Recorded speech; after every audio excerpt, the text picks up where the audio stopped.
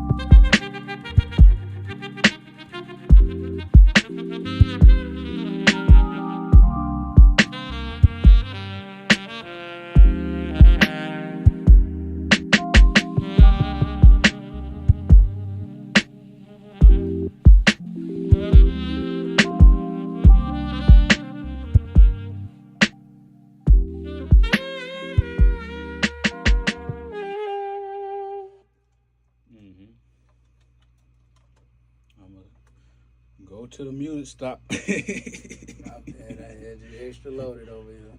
So,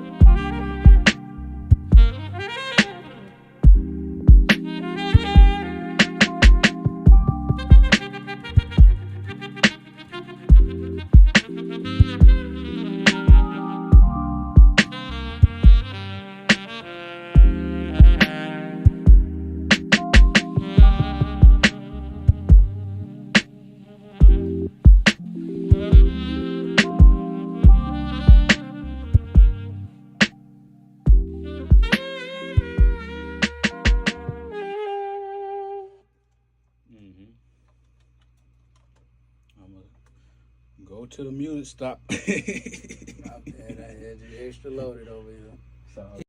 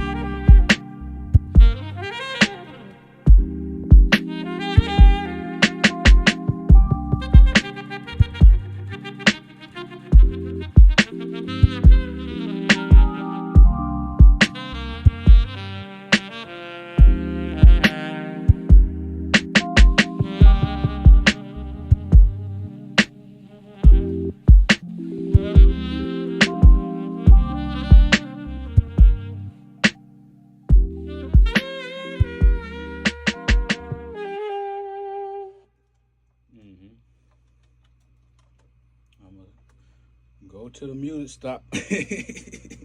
I had you extra loaded over here. So tell me about your blog and your writing. Okay, well, It's called, what's the name of it? the name of my blog is loveliftedme.blog. And the tagline is becoming, unbecoming, and the thoughts along the way. So, Unbecoming and the thoughts along the way.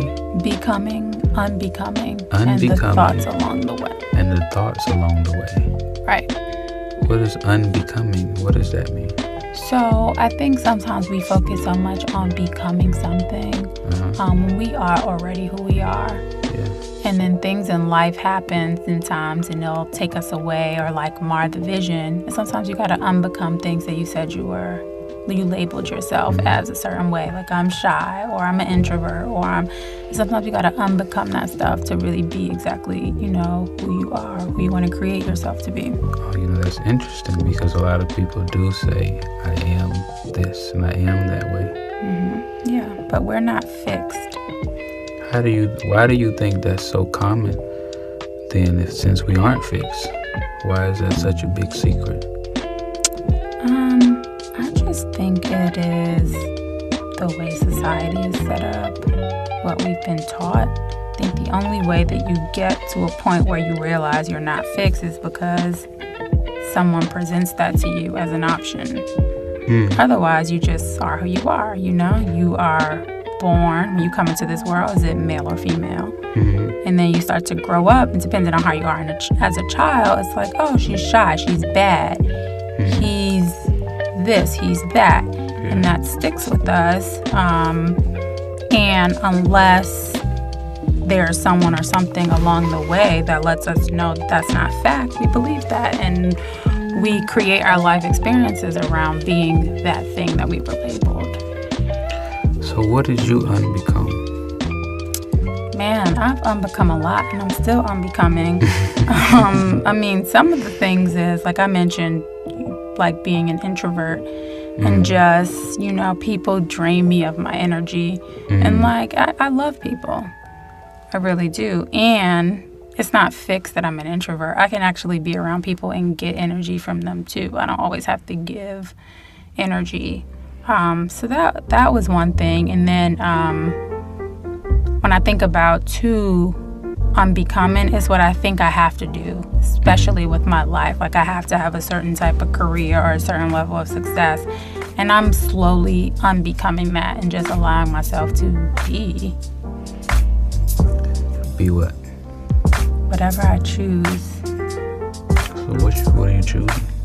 Right now I'm choosing to be free, to be a healer, to be at peace, to be love. Yeah. Why? What do you see on the other side of peace and love and free and all that? Man. What do I see you doing?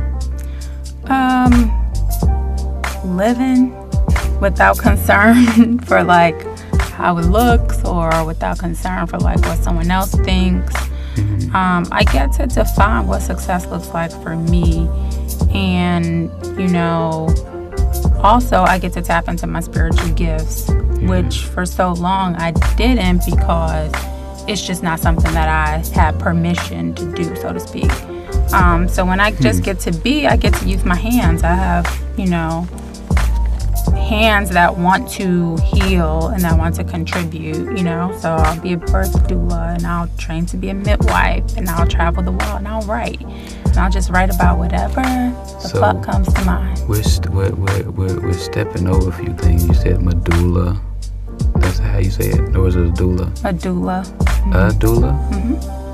And you have to tell to some of the people who are not familiar with training to be a doula and healing hands and things, so you don't sound like Cleo the psychic. Call me now. Yeah, I don't mind sounding like the psychic. Probably not Miss Cleo, but yeah. But tell them what you mean when you say you want to heal people. Yeah, so essentially, in all of our own rights, we're healers. Yeah. And sometimes we give up that power to outside sources. And I'm just going through a process in my life where I'm consistently healing from things, healing from the past, healing from unbecoming is essentially healing. Right. But also, when you get in touch with your gifts, it could be your voice, it can be your hands. We have gifts, and when you tap into it, you realize how it impacts other people. So a doula is someone that assists women during birthing process. So during labor, during birth, during postpartum, it's really an advocate for the mom and for the family, a safe space, to just make sure that women are able to create pregnancy and give life in the way that they see fit. You know, a lot of times like pregnancy and birth happens to a woman, but it's something that really could be amazing and joyful and memorable. And so I find myself being a person that is there with women during that time. And when I say using my hands, you know, touch is a form of healing in a lot of ways, whether it's in the form of a massage, if you're into like spirituality or like the Christianity, you know, laying hands is a big deal. So that's what I mean by the like using your hands to actually heal and to help others. So why was that something that was important to you, that you work with these women in the birth process? It's something that came to me. It's not something that I necessarily sought out. I remember when I was younger, my grandmother used to tell me that I was going to be a nurse, and I'm like, no, I'm not. Like, I'm not being no damn nurse. Like, I had plans. I'm going to be like in the music industry or whatever. But maybe, what was this, a year ago, the end of 2016, a friend of mine, she was pregnant. I was around like her entire pregnancy, just like there supporting her through the process. And I was also in the birthing room when she gave labor. And I watched this woman who had a whole plan of how she wanted to have a home birth, and it's just so many things that she wanted out of the process. And when it came down to it, she was in her 42nd week, and she had to go to a hospital, which she did not want to do. And then she had to have an epidural, which she did not want. And so I'm watching slowly all of her wishes like fade away. And what was innate in me is to have her feel powerful and empowered and special in the birthing process. And I mean, just seeing new life come in, I'm like, I want to be a part of the process that welcomes, you know, the welcoming committee. You coming from like spiritual plane spiritual plane, like a plane, like, you know, a spiritual realm. Okay, the spiritual and then you world. Come into the physical. That could be shocking. So it's good to have warm spirits in the space. I never even thought about it like that, because we're just pieces of the universe. Yeah. We don't die. So when we come and we get new skin, you come from the spiritual plane. Yeah, into a woman. You don't come into a man. That's so good. I'm so glad we don't come into men. Yeah, me too. We fly it right into some pussy. Yeah, the womb, the mother womb. Yeah, you know, Shia is somebody I met in a program. You know, a program where there's seminars and people talk about what's really important to them, and things come up like how to change the world, and how do I talk to my spouse, and how do I raise my kids, and how, you know, is some of those questions that really, you know, need to be answered. What kind of being is a human being? You know, if we are unbecoming, that means we became something, and a lot of it is our past. So we're some people who we're out to transform things and transform the world and transform, you know, mothers and people in the industry and things like that. So, Shia, before we get out of here, I want to know if you have any questions for me. Sure. So, since we were on the conversation of becoming and unbecoming, where are you on your path of becoming or unbecoming? I would say, because I remember I asked you, what did you have to unbecome? I had to unbecome lazy. I had to unbecome procrastination. I had to unbecome hating my daughter's mom. You know, I had to unbecome giving up in the music industry. You know, because all of those things, all those experiences and things, they become real good excuses of why to not do music or to not do art or to not jump in the booth. See, Shia didn't know we was going to do this today. No, not at all. You know, she was talking about her headaches and stuff, and you know, she said she had a migraine. But you know, I figured instead of her watching me play on the piano a million times over and over, I said, why not get my friend and just get her thoughts and just get a interview of her life and what's important to her. And we're going to be doing this. This is episode 1. This is the pilot. So, I don't know. Take them somewhere, Shia. Okay, but so unbecoming. And, you know, I gave up. I was going to give up. I wasn't going to do music anymore. Yeah. Because I've seen things in the music industry and I felt like if everybody's going to be a snake, what am I here for? Am I going to graduate to be a snake just like them? Right. Like why is the rules set the way they're set? Then there ain't no rules. Ain't anybody trying to tell you the rules. And even if you have a lawyer, they're not trying to tell you the rules, but they're trying to get paid most of the time. Right. So what is your experience in the music industry? What do you do? So now it's like recently I've had like a career change.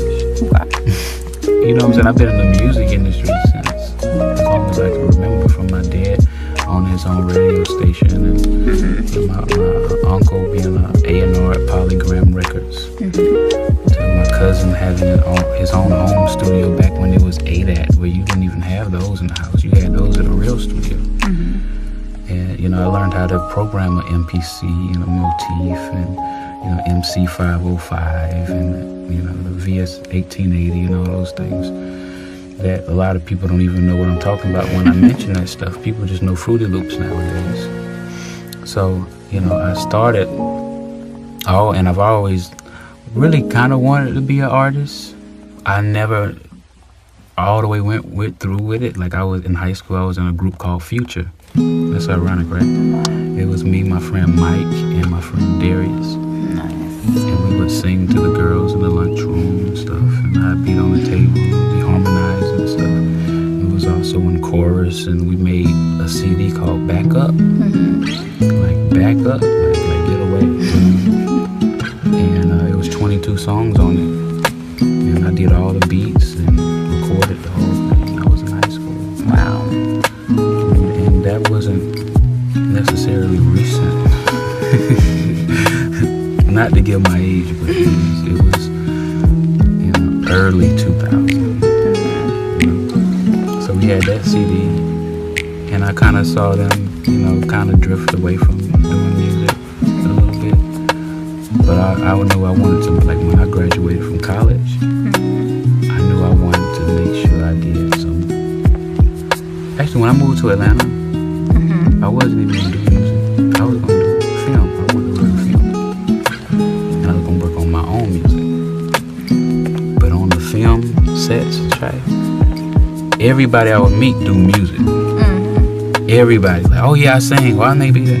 No, because Atlanta, that was like the beginning of the boom in like film. Yeah. So like everybody, like there was a bunch of film jobs. Like a lot of people was there, didn't even know what they was doing. We were just on film sets. We just extra. We just, you know, like whatever, because it just, those were the jobs. You go on Craigslist, like, oh, you want to be an extra on Tyler Perry? Yeah, so I did that, $90 a day. You know, so I would always meet people. Like, yo, we do music. So I was just like, I need to bring my equipment to Atlanta. Like, I really saw the way then. Dope. So I spent a lot of time working, you know, behind artists and eventually getting up to the David Banners and the K. Michelle's and the Janelle Monáe, Atlantic, and all the labels, and Drum and Thug and Uzi and all of that. You know. Yeah. So what do you hope to contribute to people, to the planet through your music? Well, now as an artist, like I really feel like I'm on the verge of really healing the world.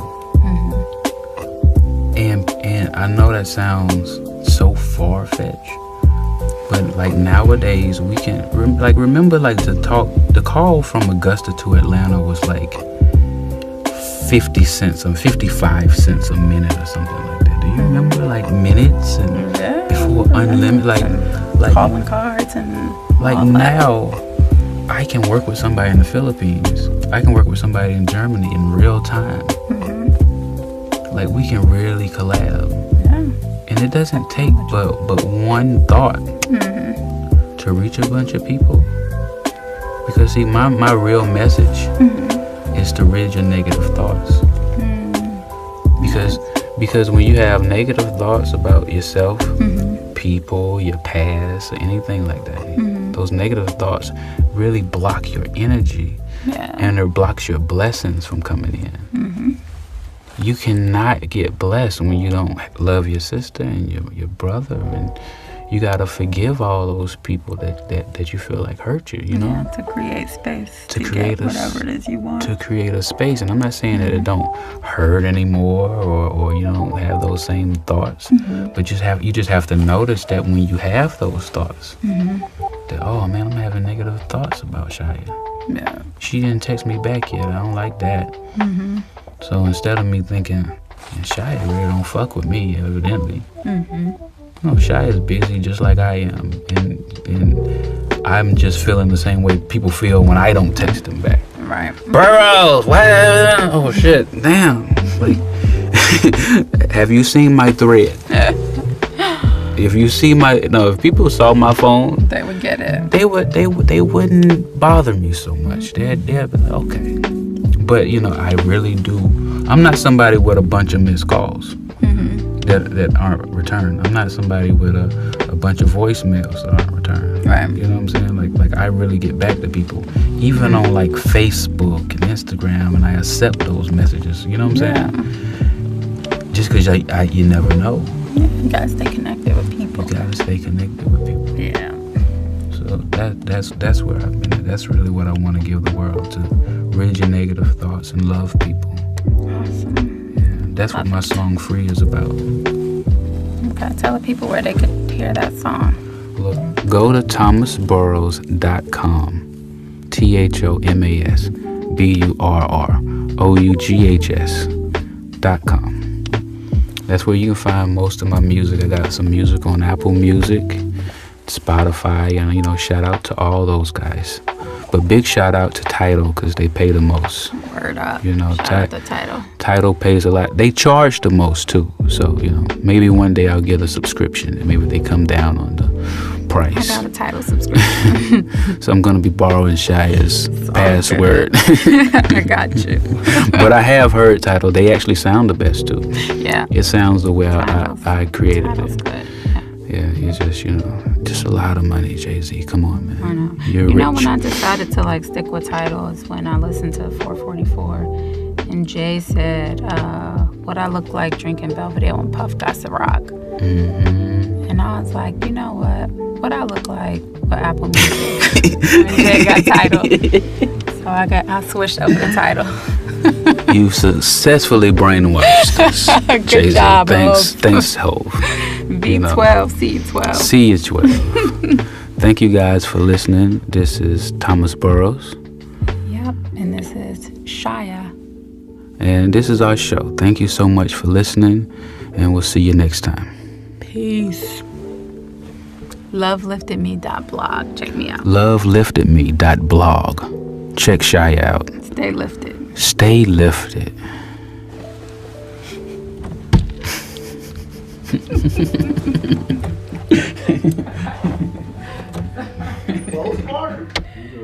We're gonna be rich.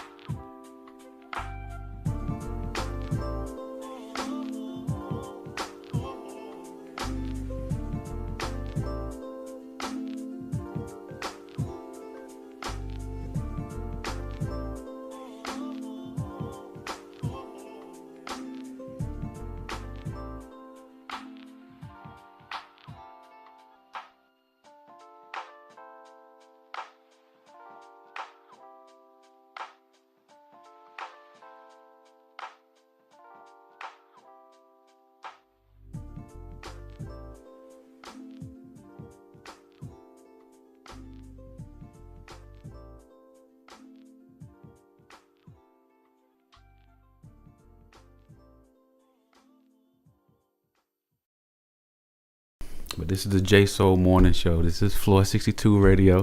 I do have my tea. What kind of tea is this? This is fresh mint ginger. Crush some mint, crush some ginger, brewed it in the water. Okay. Now, I know I only have 30 minutes, so we'll make sure that we'll get your webinar on time. Y'all, it's a miracle that I even have Shia on the show. You know, you have to wait at least 24 to 48 business hours, not even regular hours, business hours to even get a mention from Shia, you know. So I'm grateful for this opportunity, Shia. Thank you for coming on the J Soul Morning Show. How you doing this morning? I feel blessed. I'm happy to be here on the J Soul Morning Show. Wonderful. I'm glad to have you. It's a pleasure to watch your journey since we had our interview in 2018. Wow. To start things off, how would you describe the growth you've experienced since then? Since 2018, the growth has been magnificent. Yeah. Transformational. And there's cats in the back, you know, so what? That's Mojo. Mojo wants to be interviewed. Shout out as to well. Mojo. We'll make use of it, you know. So if y'all hear some wonderful cats in the back, what's up to Mojo? No, 2018, what's been going on? Yeah, so 2018 is funny because we're in my house right now doing this interview. Right, this is a beautiful home. And I got this house in 2018. Yeah. 5 years ago. Like 5 years ago. And so this was the beginning, I feel like, of building a stable foundation. Okay. So it's really been a place of growth and evolution for me, but so much has happened. I mean, spiritually, I've grown so much. Yeah. Travel back and forth to Nigeria, got on a path of Ifa. And you don't even know where to start. I don't know where to start. Okay. I'm like, work has shifted so much. Like, so much has changed. I feel like I'm a completely different person. And yet, like, that girl she's still here, but she's just evolved so much. I'm like, where do I begin? Okay. That girl still traveling Nigeria. You just got back from Egypt when we set up this interview. Yep. I was looking to do an interview with you last month, you know, but I put it on the calendar what days I was available, and Shia picked October. I picked October 12th. October 12th. And I said, okay. Yeah, I remember it came through and I was hyped for it, but I'm like, August you sent it. So September I was in Egypt for most of the month. The beginning of September I was like purging. I wasn't feeling well. And then I was in Egypt for 14 days. Okay. Well, it look like you're feeling well and doing well right now. I so great now. I want to say congratulations on the publication of Lineage of Love. Can you please tell the listeners what inspired you to write it? My book kind of wrote itself because I'm an avid journaler. So I had like pages and pages of my journals. So it ended up being me going through those journals. And before I knew it, I was writing a book.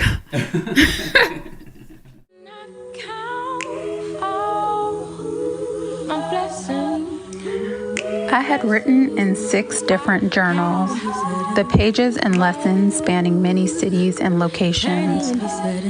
I wrote under the trees in Atlanta, Georgia, and on top of mountains in Cape Town, South Africa, across bridges from Brooklyn to New Jersey, in the clouds while traveling cross country, at the foot of the ocean in Malibu, on the floor of the temple in Lagos, in between sips of tea in London, under the rising sun and the sounds of chanting prayers in Istanbul, in a treehouse in Mexico, and on the grass in Washington, D.C.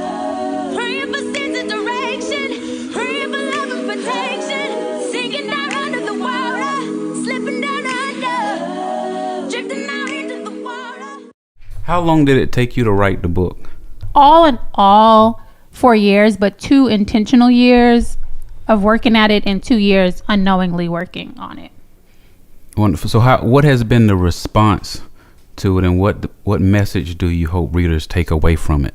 Yeah, the response has been amazing. I had 2 book signings. I had one in Brooklyn, where I'm from, and then I had one in Atlanta. Both beautiful. Everyone who reads the book or comes in contact with the book kind of has the same feedback that the book was like a warm hug for them, which makes me feel so good. And I think the message that I would want people to get, I wrote the book for those of us that are taking the journey of the soul. And for me, that means it's really walking along the path and the purpose that you came on earth to fulfill. So yeah, I want people to feel empowered when they read the book. I want them to feel comforted and know that like they're not on this journey alone.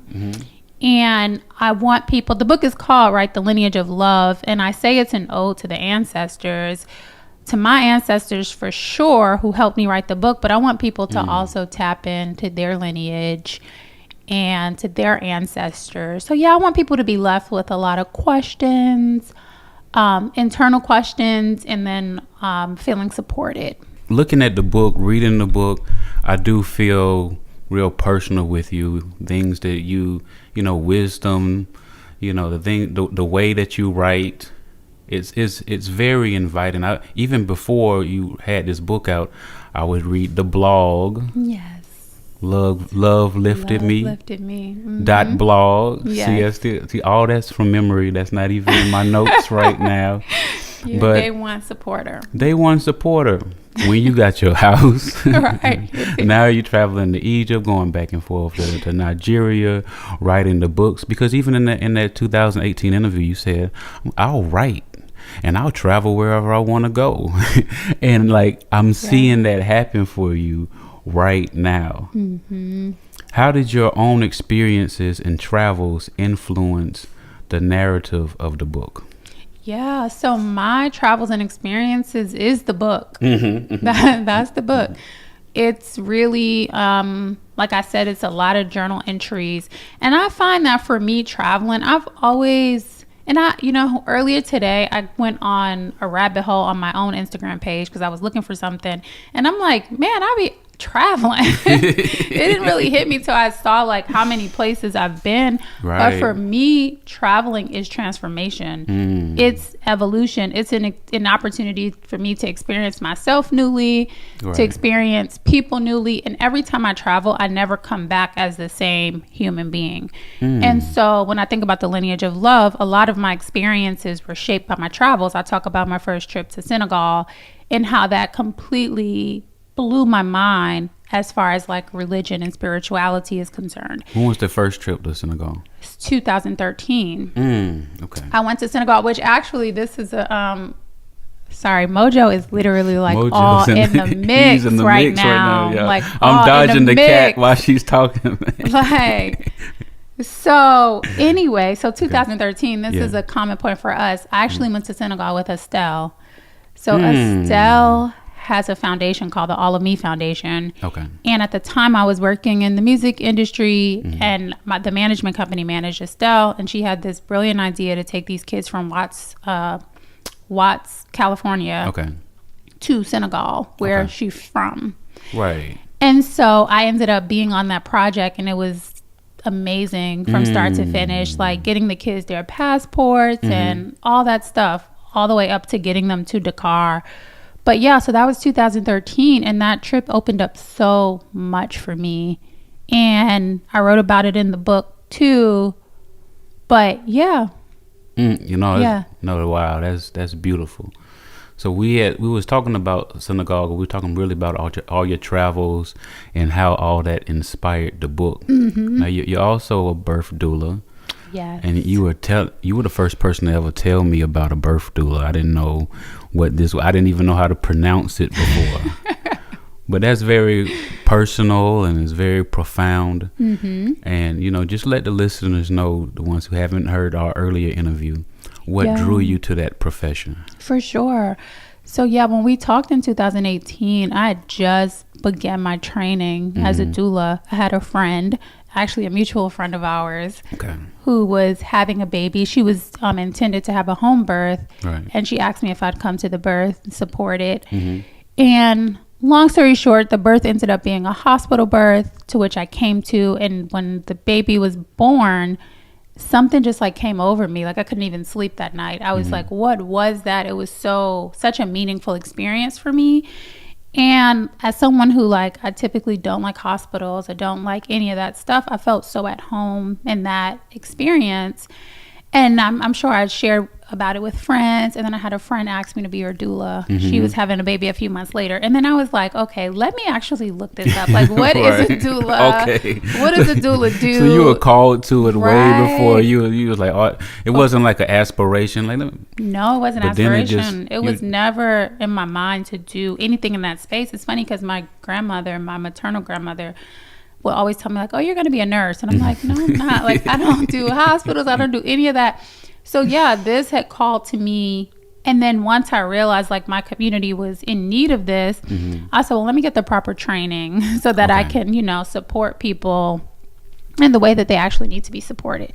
So Right. that's how the doula journey began for me. And also for those unfamiliar with the role of a doula, can you explain the significance in the birthing process? Yeah, absolutely. So your doula is your advocate. Your doula is one way that Latham Thomas, who trained me in doula work, explained it to us is like your doula is an event producer in so many ways. So if you look at your birth as like this event, this moment in time where life is coming from the spirit realm into the earthly realm, where moms are on the brink of life and death, when the baby's on the brink of life and death, your doula Right. is that support person. It's your emotional support person. It's the person that is making sure that everything goes as close to plan as it possibly can. Right. So you bring your doula on and they work with you with comfort measures. They work with you to create like your birth preferences. What do you want your birth to look like? And doulas really hold that space for you. They hold your hand through the entire process. And so there's birth doulas, there's postpartum doulas, and a postpartum doula, which I also do. They'll come on after the baby's born and they'll come to your home and really take care of mommy, like make sure that you have all that you need, that your mental, emotional health is in a good space. And then there's also death doulas, which I'm now getting my feet into. Okay. But that is the other side of birth. Coming into the world is exiting. And Right. there are doulas that support people with their transition from this realm. So, yeah, doulas are important. Right, right. So thank you for clearing all that up. People have a little information about birth doulas. I know I didn't know much before, and I know a whole lot more, and I just learned even more from what you just told me. So let's go to your travels, okay? Yes. You've been to so many countries, and you just returned to, from Egypt.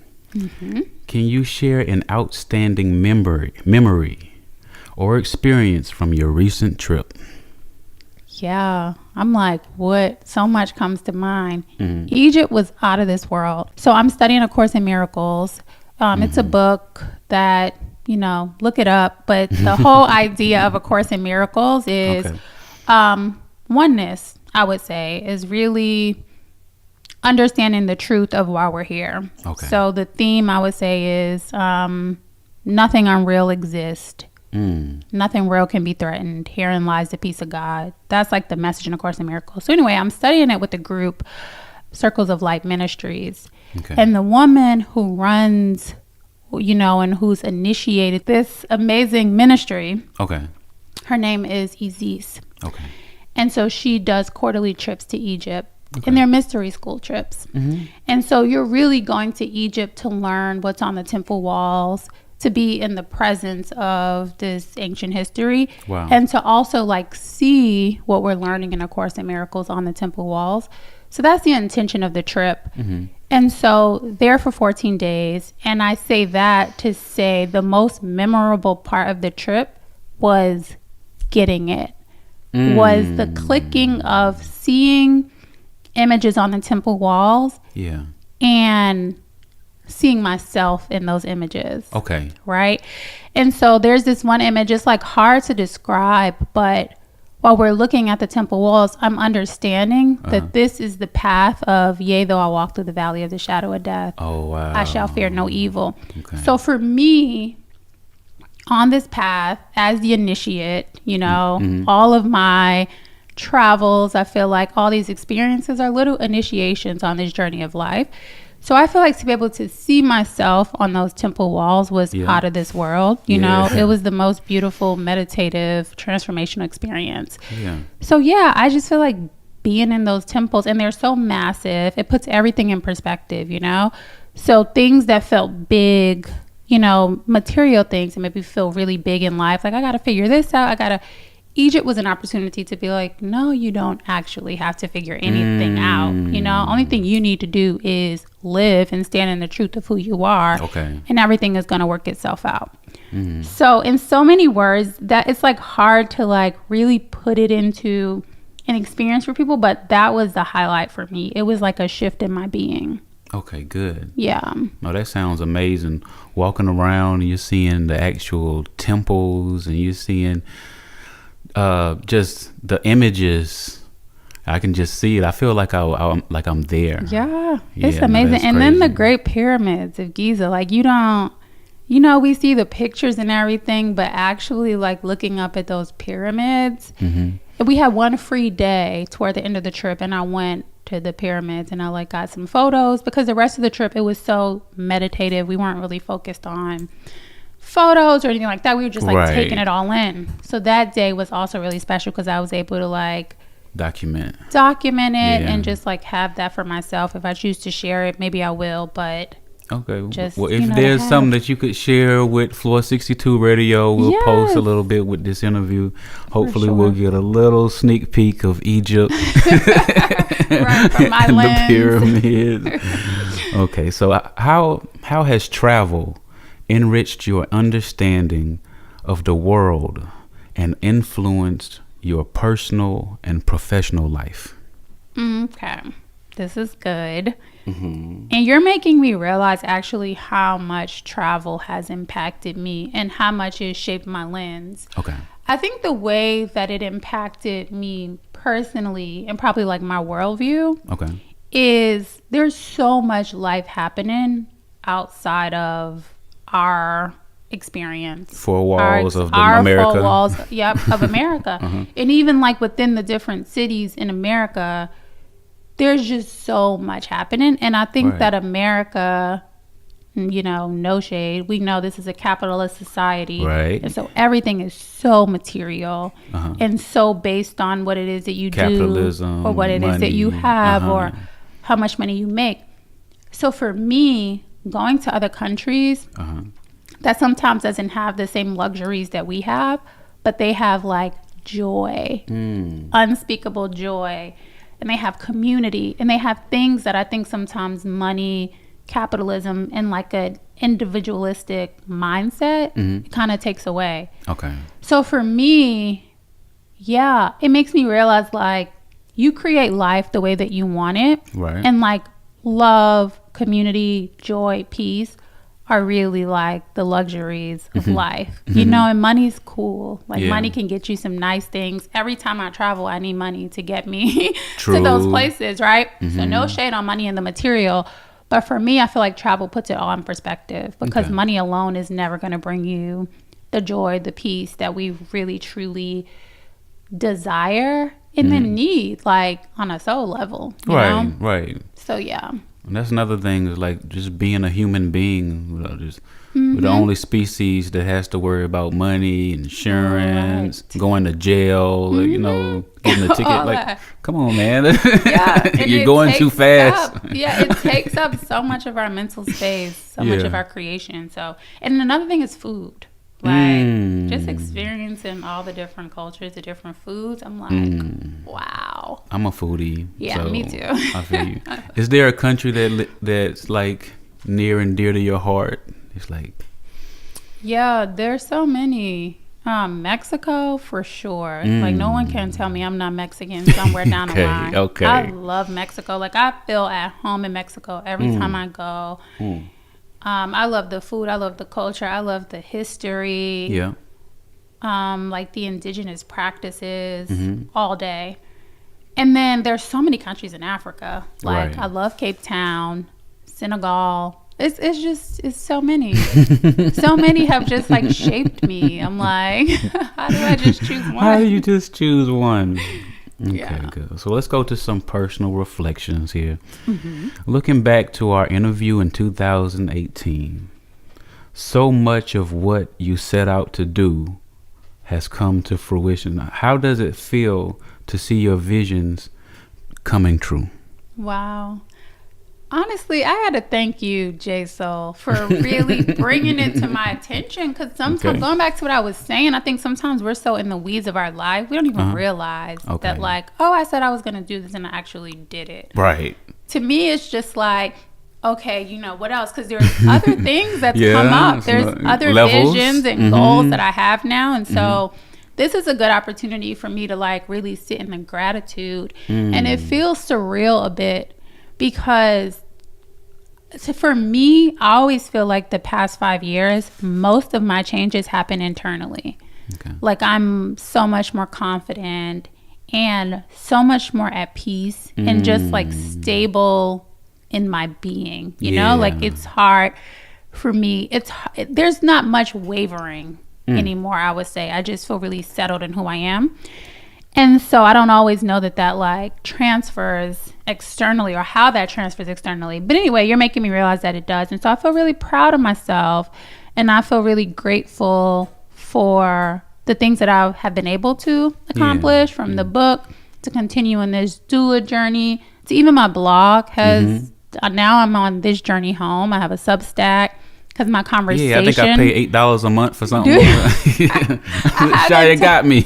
No, I haven't turned on my paid yet. But you did pledge, which I have thank pledged. You. Yeah, I had a few close friends who I really appreciate pledged that when I turn on my subscriptions, they'd pay to read my writing. So one day I'm going to turn it on. Free, right, it's getting free. One day I'm going to turn it on, and then they're going to take the money out your account. So thank you for that reminder. Okay. Now we're almost done, but we got to talk about Atlanta because you chose to purchase. We're in your home in Atlanta. Yeah. What made you choose Atlanta, and how has that shaped your life? Yeah, shout out to Atlanta, man. ATL, shouty. I love Atlanta. So one, I did not choose Atlanta. Atlanta was not on my short list of places to live. Honestly, I was in New York. I had just recently moved to Harlem, and I was good, but I got a job opportunity here. Okay. And at the time, it really felt like a dream job. It was like really perfect. And so I was like, you know what? I'll try out a new city. I'll give it 2 years and I'll see. And so... What year was that? This was 2013. Okay. This was 10 years ago. Yeah. Okay. So the 2 years came and went, obviously. Plus 8. Plus 8, and I'm still here. Yeah. So what Atlanta has been for me, it's so funny because going back to the lineage of love and people saying like, oh, the book felt like a hug. That's what Atlanta is for me. Okay. Atlanta it feels like big grandma energy. Yeah. You know, like this place has really, really taken care of me and given me the space to grow and come into myself. And it shifted everything. I mean, the community that I've met here, the type of stability that and I keep saying stability because I don't know if anybody's into astrology. North Node, that's like your destiny. And my North Node is in Taurus. Okay. So it's so important for me to really use my 5 senses and to develop a foundation that feels stable. Right. And that's what Atlanta gave me. Nice. Nature, my love for nature, the ability to create a home that feels safe and welcoming. So I will give Atlanta its praises all day. Right. Because someone asked me like, how long do you think you'll be in Atlanta? And I'm like, forever in some capacity. Like I think no matter where I go, no matter where I travel, Atlanta's headquarters. Like I'm always going to return. ATL headquarters. To ATL. That's all I need to hear, man. I ain't going nowhere. I'm not going nowhere. I'm always have roots in Atlanta. Yeah, I mean, even when you was in Egypt, I was getting the, it was the blue, get the blue bubble. Yeah. she was like, I got Wi-Fi. I said, okay, cool. Right. Well, I didn't bother her. I just said, enjoy her trip. Thank you. Even though she could receive messages, So let's go. What's next for Shia? Any upcoming projects or goals you'd like to share with us? Yeah. So what's next for me is a mystery. Okay, good. I just wrote a post yesterday on this journey home called Follow the Green Light. Yep. And that's really like follow your heart. And that's what I'm doing. I'm putting one foot in front of the other, following my heart.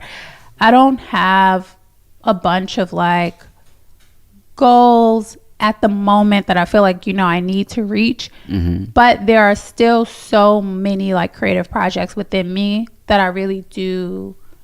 I look forward to bringing them into existence. Okay. And so one of them that I will share is creating a sacred space to nurture the divine feminine.